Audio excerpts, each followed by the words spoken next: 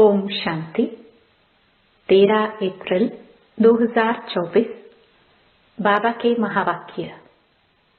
मीठे बच्चे, बाबा 21 जन्म के लिए तुम्हारी दिल ऐसी बहला देते हैं जो तुम्हें दिल बहलाने के लिए मेले मलाखड़े आदि में जाने की दरकार नहीं। प्रश्न। जो बच्चे अभी बाप के मददगार बनते हैं उनके लिए कौन सी गारंटी है? उत्तर। श्रीमत पर राजधानी स्थापन करने में मददगार बनने वाले बच्चों के लिए गारंटी है कि उन्हें कभी काल नहीं खा सकता। सत्यदी राजधानी में कभी अकाले मृत्यु नहीं हो सकती है। मददगार बच्चों को बाप द्वारा ऐसी प्राइज मिल जाती है जो 21 पीढ़ी तक अमर बन जाते हैं। ओम शांति। बने बनाए सृष्टि चक्र अनुसार कल्प पहले मुहाफिक शिव भगवान वाच। अब अपना परिचय तो बच्चों को मिल गया, बाप का भी परिचय मिल गया। बेहद के बाप को तो जान लिया और बेहद के सृष्टि के आदि मध्य अंत को भी जान लिया। नंबरवार पुरुषार्थ अनुसार कोई अच्छी रीति जान जाते हैं जो फिर समझा भी सकते हैं, कोई अधूरा कोई कम। जैसे लड़ाई में भी कोई कमांडर चीफ, कोई कैप्टन, कोई क्या बनते हैं। राजाई की माला में भी कोई साहूकार प्रजा, कोई गरीब प्रजा नंबरवार है। बच्चे जानते हैं बरोबर हम खुद श्रीमत पर सृष्टि पर श्रेष्ठ राजधानी स्थापन कर रहे हैं। जितनी जितनी जो मेहनत करते हैं उतनी उतनी बाप से प्राइज मिलती है।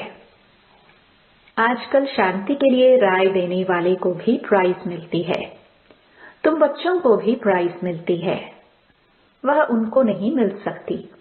उनको हर चीज अल्पकाल के लिए मिलती है।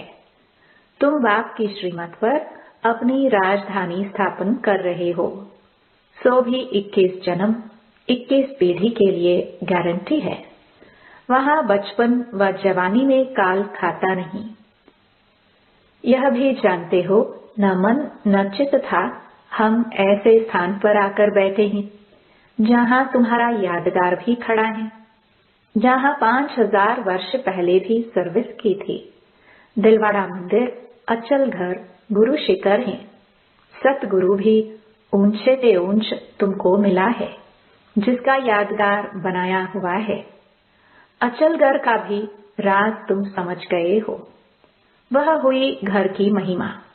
तुम ऊंच से ऊंच पद पाते हो अपने पुरुषार्थ से। यह है वंडरफुल तुम्हारा जड़ यादगार।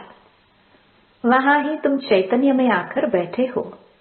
यह सब है रूहानी कारोबार जो कल्प पहले चली थी। उनका पूरा यादगार यहाँ है। नंबर 1 यादगार है। जैसे कोई बड़ा इम्तिहान पास करता है तो उनके अंदर खुशी रौनक आ जाती है। फर्नीचर पहरवाइज कितनी अच्छी रखते हैं। तुम तो विश्व के मालिक बनते हो। तुम्हारे से कोई भेंट कर नहीं सकता। यह भी स्कूल है। पढ़ाने वाले को भी तुम जान गए हो। भगवान वाच। भक्ति मार्ग में जिसको याद करते हो, पूजा करते हो, कुछ भी पता नहीं पड़ता। बाप ही सम्मुख आकर सब राज समझाते हैं, क्योंकि यह यादगार सब तुम्हारे पिछाड़ी की अवस्था के हैं। अभी रिजल्ट नहीं निकली है। जब तुम्हारी अवस्था संपूर्ण बन जाती है उनका फिर भक्ति मार्ग में यादगार बनता है। जैसे रक्षाबंधन का यादगार होता है। जब पूरी पक्की राखी बांध हम अपना राज्य भाग्य ले लेते हैं तब फिर यादगार नहीं मनाते हैं। इस समय तुमको सभी मंत्रों का अर्थ समझाया है। ओम का अर्थ समझाया है। ओम का अर्थ कोई लंबा नहीं है। ओम का अर्थ है अहम आत्मा मम शरीर। अज्ञान काल में भी तुम देह अभिमान में रहते हो तो अपने को शरीर समझते हो।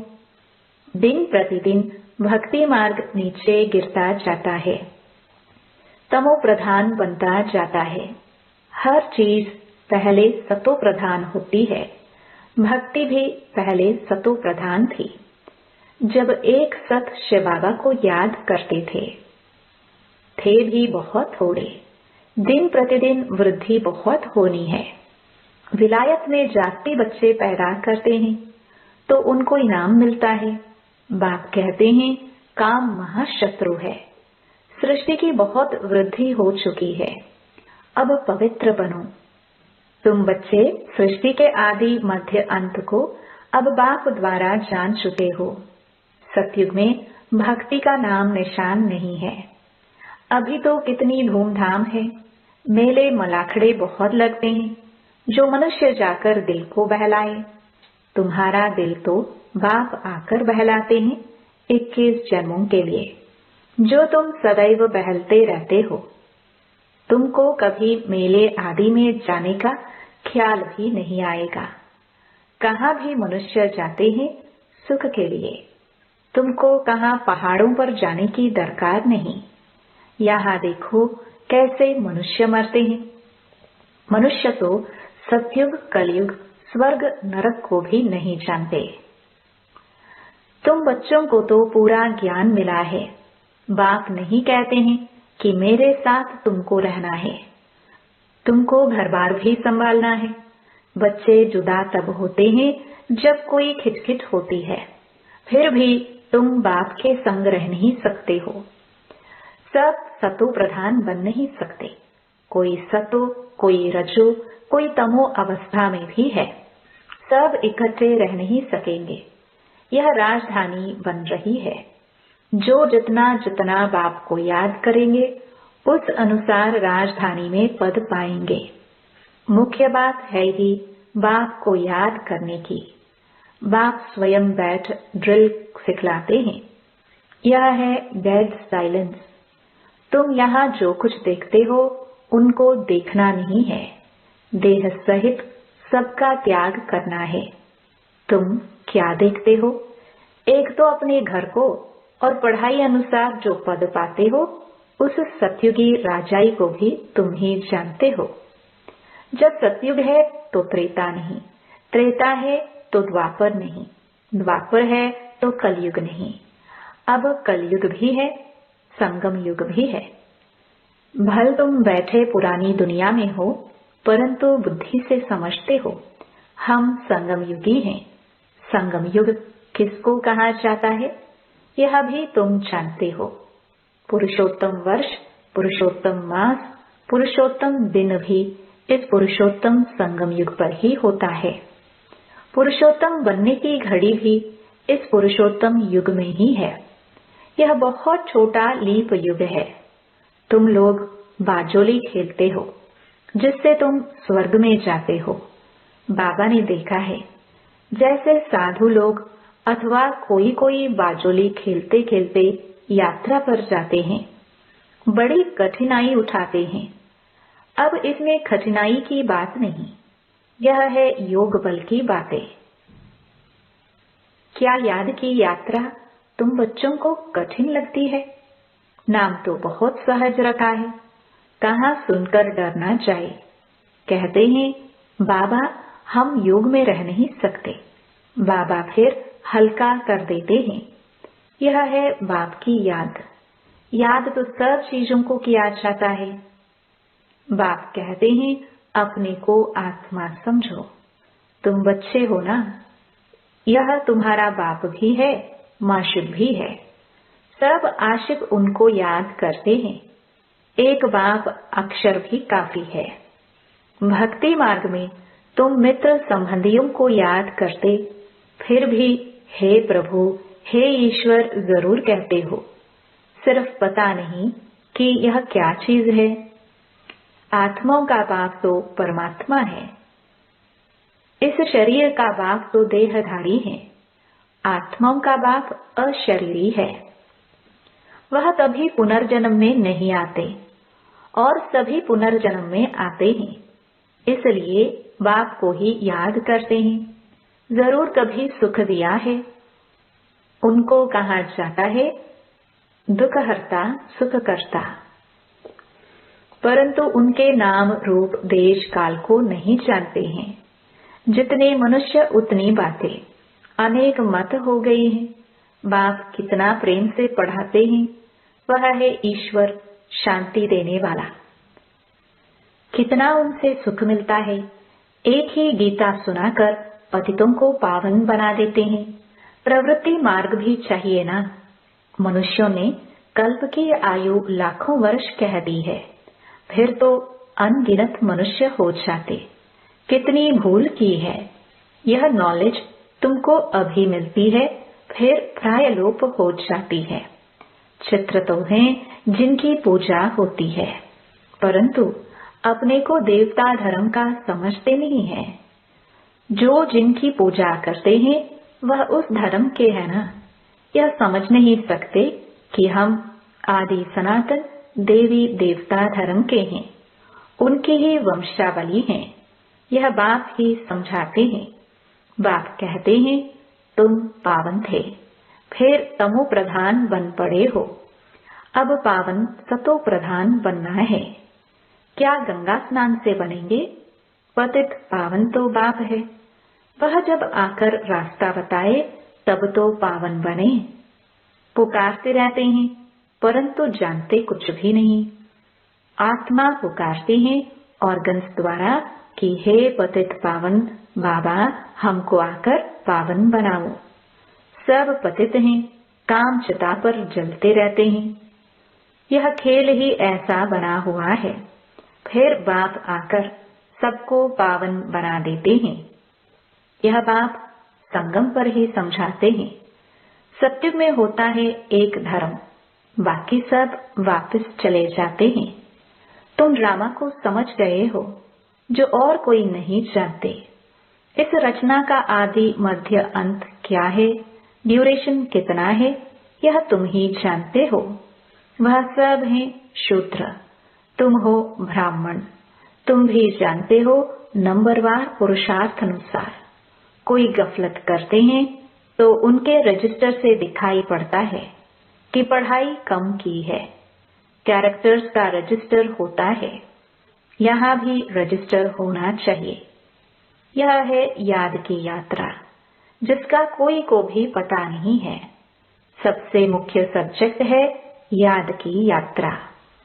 अपने को आत्मा समझ बाप को याद करना है। आत्मा मुख से कहती है हम एक शरीर छोड़ दूसरा लेते हैं। यह सब बातें यह ब्रह्मा बाबा नहीं समझाते हैं, परंतु ज्ञान सागर परमपिता परमात्मा इस रथ में बैठकर सुनाते हैं। कहा जाता है गौमुख। मंदिर भी यहाँ बना हुआ है जहाँ तुम बैठे हो। जैसे तुम्हारी सीढ़ी है वैसे वहाँ भी सीढ़ी है। तुमको चढ़ने में थकावट नहीं होती है। तुम यहाँ आए हो बाप से पढ़कर रिफ्रेश होने के लिए। वहाँ गोरख धंधा बहुत रहता है, शांति से सुन भी नहीं सकेंगे। संकल्प चलता रहेगा, कोई देख ना ले, जल्दी घर जाऊं, कितना ओना चिंता रहता है। यहाँ कोई भी ओना नहीं। जैसे हॉस्टल में रहते हैं, यहाँ ईश्वरीय परिवार है। शांति धाम में भाई भाई रहते हैं, यहाँ है भाई बहन, क्योंकि यहाँ पाठ बजाना है तो भाई बहन चाहिए। सत्युग में भी तुम ही आपस में भाई बहन थे। उनको कहा जाता है अद्वैत राजधानी। वहाँ लड़ाई झगड़ा कुछ भी नहीं होता। तुम बच्चों को पूरी नॉलेज मिली है कि हम 84 जन्म लेते हैं। जिसने जाति भक्ति की है उनका हिसाब भी बाप ने बताया है। तुम ही शिव की अव्यभिचारी भक्ति करना शुरू करते हो, फिर वृद्धि होती जाती है। वह है सब भक्ति। ज्ञान तो एक ही होता है। तुम जानते हो हमको शिव बाबा पढ़ाते हैं। यह ब्रह्मा तो कुछ भी नहीं जानते थे। जो ग्रेट ग्रेट ग्रैंडफादर था वह इस समय यह बने हैं, फिर मालिक बनते हैं। ततत्वम, एक तो मालिक नहीं बनेंगे ना। तुम भी पुरुषार्थ करते हो। यह है बेहद का स्कूल। इसकी ब्रांचेस ढेर होंगी, गली गली घर घर में हो जाएंगे। कहते हैं हमने अपने घर में चित्र रखे हैं, मित्र संबंधी आदि आते हैं तो उनको समझाते हैं, जो इस झाड़ के पत्ते होंगे वह आ जाएंगे, उन्हों के कल्याण के लिए तुम करते हो। चित्रों पर समझाना सहज होगा। शास्त्र तो ढेर पढ़े हैं, अब सब बोलने हैं। बाप है पढ़ाने वाला, वही सच्चा ज्ञान सुनाते हैं। अच्छा, मीठे मीठे सिखिलदे बच्चों प्रति माता पिता बाप दादा का याद प्यार और गुड मॉर्निंग। रूहानी बाप की रूहानी बच्चों को नमस्ते। धारणा के लिए मुख्य सार। पहला, डेड साइलेंस की ड्रिल करने के लिए यहाँ जो कुछ इन आंखों से दिखाई देता है उसे नहीं देखना है। देह सहित बुद्धि से सबका त्याग कर अपने घर और राज्य की स्मृति में रहना है। दूसरा, अपने कैरेक्टर्स का रजिस्टर रखना है। पढ़ाई में कोई गफलत नहीं करनी है। इस पुरुषोत्तम संगम युग पर पुरुषोत्तम बनना और बनाना है। वरदान, सदा सर्व प्राप्तियों से भरपूर रहने वाले हर्षित मुख हर्षित चित्त भव। जब भी कोई देवी या देवता की मूर्ति बनाते हैं तो उसमें चेहरा सदा हर्षित दिखाते हैं, तो आपके समय के हर्षित मुख रहने का यादगार चित्रों में भी दिखाते हैं। हर्षित मुख अर्थात सदा सर्व प्राप्तियों से भरपूर। जो भरपूर होता है वही हर्षित रह सकता है।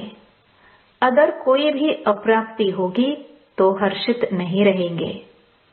कोई कितना भी हर्षित रहने की कोशिश करे, बाहर से हंसेंगे लेकिन दिल से नहीं। आप तो दिल से मुस्कुराते हो, क्योंकि सर्व प्राप्तियों से भरपूर हर्षित चित्त है। स्लोगन, पास विद ऑनर बनना है तो हर खजाने का जमा खाता भरपूर हो। ओम शांति।